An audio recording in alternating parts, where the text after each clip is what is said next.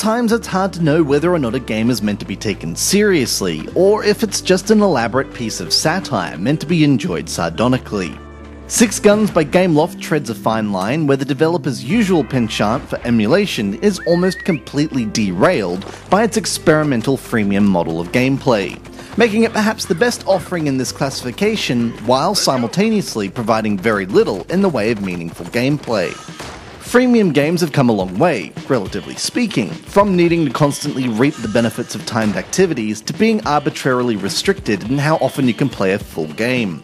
Six Guns is the culmination of this train of thought, placing you in control of a cowboy in a western setting, albeit one populated by supernatural beasties, out to cleanse the land of evil, or just turn a quick buck or two.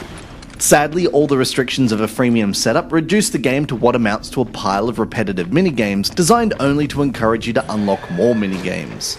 Bullets, much like health packs and even the clothes you wear, are considered premium objects, something that requires constant investment into a store to keep up the good fight against bandits and vampires alike. While this may sound harsh, the game isn't without alternative objectives, and players can participate in races or a handful of exploration-based challenges to put some cash back into the coffers. Also, much like Gameloft's recent open-world games, players can teleport straight to quest locations, making it a great game for quickly loading up and completing a handful of objectives in a short space of time.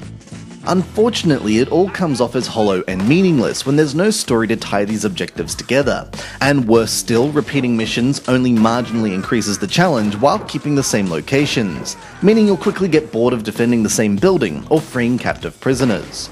Taken at face value, Six Guns makes for an excellent free title for those who just want to kill their spare time with something more than just harvesting plants or running a cafe.